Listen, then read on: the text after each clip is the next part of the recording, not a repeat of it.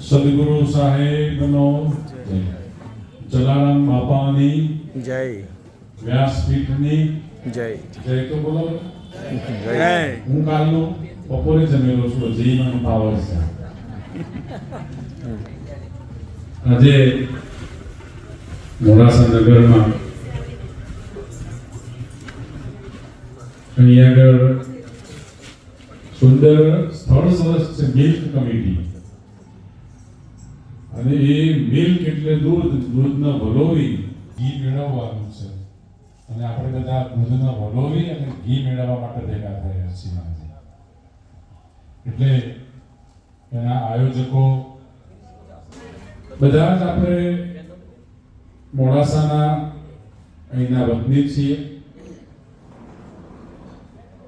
કોઈ આપણી પસંદગીની વસ્તુ આપણે મેળવવી હોય અને એ આપણા પાડોશમાંથી આપણને જો પ્રાપ્ત થઈ જાય, એનું મહત્વ આપણને બહુ ઓછું લાગે, કારણ કે દોડવું ન પડે. પણ પાડોશમાંથી પ્રાપ્ત થઈ જાય તો એનો આનંદ ઘણો બધો હોય. એમ અહીંયા આગળ આપણી વચ્ચે આપણે યુટ્યુબમાં ચેનલોમાં ઘણા કથાકારો, પ્રવક્તાઓ, વક્તાઓ આપણે માણીએ છીએ, જોઈએ છીએ. પણ ખૂબ સરળતાથી આપણી વચ્ચે રમેલા અને એમના સ્વમુખે માં સરસ્વતીનો એવો વાસ થયો છે. અને એમણે ખૂબ પુરુષાર્થ કરીને, કારણ કે ક્લાસમાં 45 મિનિટ જો શિક્ષકને ભણાવવાનું હોય તો 45 મિનિટ માટે ખૂબ તૈયારી કરવી પડે. તો આ બધા વિદ્યાર્થીઓ નથી, બધા ઉપર બેઠા છે, બધા વિદ્વાનો ભલે હોય, પણ વિદ્વાનો કરતાંય ઘણા ઊંચા નીચે બેઠા બધાને મારા વંદન છે. આ સામાન્ય પ્રજા નથી, શ્રોતાઓ સામાન્ય નથી. એટલે એમને રુચિકર વાત કરવી એટલે એ બહુ તોલીને વાત કરવી પડે. શબ્દ સમજ કર બોલીએ, શબ્દ કો હાથ ન પાવ, શબ્દ કરે ભાવ. એટલે એવા ખૂબ એમના અધ્યાત્મ ક્ષેત્રમાં સરસ એવી નિપુણતા મેળવી રહ્યા છે.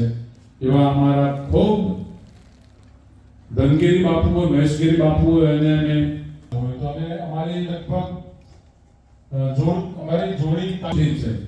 મોડાસામાં જે પ્રસંગો હોય ત્યારે અમારી લગભગ બધાની સાથે અમારી સંયુક્ત જોડી હોય. એવા આપણા બધાના લાડીલા પૂજ્ય વિષ્ણુપ્રસાદ શાસ્ત્રી બાપુ, આપને વંદન અને ગ્રંથને પ્રબંધન. સાથે અહીંયા આગળ દેવરાજ ધામથી પૂજ્ય મહેશગીરી બાપુ, અહીંયા આગળ મિલ્ક કમિટીના ચેરમેન માન્ય નમિત કાકા, આજે જેમનું સન્માન થયું એવા સાહેબ, સેક્રેટરી મુકુંદભાઈ સાહેબ, અને આપ સૌ આજે જલારામ બાપા વિશે એ વાત કરવાના છે. તો 1799 લગભગ જલારામ બાપાનું પ્રાગટ્ય છે, 18મા સૈકામાં, અને 1881 કે 82 માં એમનું નિર્વાણ છે, કદાચ હું ભૂલતો ન હોઉં. ના, બરાબર છે. તો એ 82 કે 81 વર્ષની એમની આયુની અંદર એમણે જે દિનેશભાઈ એમણે જે કામ કર્યું છે, આજે ત્યાગ, બલિદાન, સમર્પણ, ભક્તિના આ મુખ્ય આધારસ્તંભો છે. પણ એ આધારસ્તંભો આજે નબળા છે. ત્યાગ, સમર્પણ અને બલિદાન. એક માજી અહીંયા આગળ શક્તિ સ્વરૂપા ભાનુબેન ત્રિવેદી છે, ત્યારે એ પણ એક શિક્ષક તરીકે ગુરુની પદવી ભોગવેલી છે. એક માજીને ગુરુ કરાવવા જવાનું થયું. વણિયાતના બહેનો બધા ગુરુમુખી છે, અહીંયા આગળ કચ્છ કણવા પાટીદારના ભજન મંડળીના બહેનો પણ બધા બહુ સરસ. તો ગુરુ કરાવવા એટલે તન, મન અને ધન ત્રણ અર્પણ કરો તો તમને ગુરુ બોધ આપે. એટલે ગુરુ મહારાજે કીધું કે માજી તન, મન, ધન અર્પણ. એટલે માજી દિનેશ થોડા અચકાયા કે આવો બધું લઈ લેવાનું કે સારું, તન, મન ને ધન, પછી મારી પાસે શું રહે? પણ માજીને બધા બહેનોએ ટ્રેન કરી મોકલેલા કે માજી ગુરુ મહારાજ તમારે કેમ કરવાનું.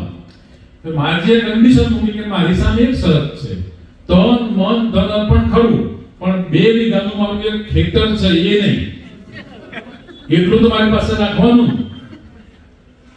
ईशतन विष की बेलरी सदगुरु अमृत की खान सिर देवे सतगुरु ने तो भी सस्ता जान।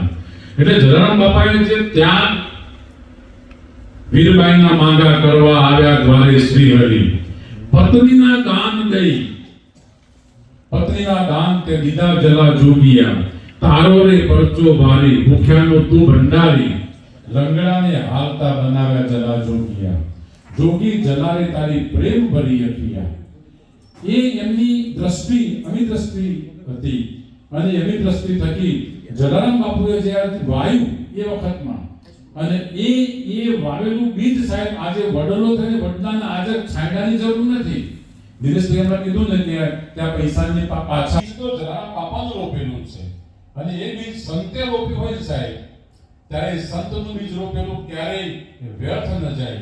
દ્રષ્ટિ અમી દ્રષ્ટિ એવી દ્રષ્ટિમાં એમણે પણ જે અર્જુનને જેમ આંખ દેખાતી હતી એમ બામણે સાહેબને પણ લોકોની આંખ જ દેખાય છે એ આંખમાં નબળાઈ છે ત્યાં તો એ આંખની નબળાઈ પણ દૂર થાય એટલે જલારામ બાપાનો જે સુંદર સમન્વય છે અને એમાં મને પણ મારો પ્રસંગ આવતીકાલનો છે પણ દિનેશભાઈએ કીધું કે સાધુ છે ને સરળ હોય એટલે ઠીક તો હું સાધુ માટે હજી અમે બાકી છીએ સાધુ કહેવડાવવા માટે બાકી છીએ અમે હજી એમાં આમ પાપા પગલી કરી રહ્યા છીએ સાધુતા મેળવી સાહેબ એ તો કારણ કે ભગવાન મળે સાધુ ન મળે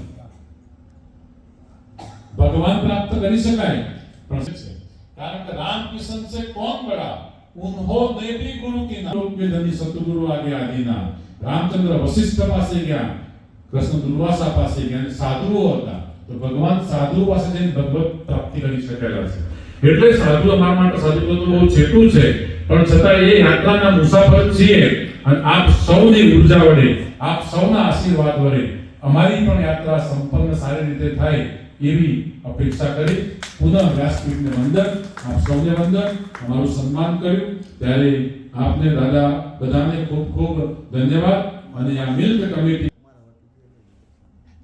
મહેશગીરી બાપુ તો મહેશગીરી એમની મહાનતા છે મહેશગીરી બાપુના વતીથી પણ હું આપ સૌને શુભાશીર્વાદ પાઠવું છું શુભેચ્છા પાઠવું છું સાહેબ ધન્યવાદ।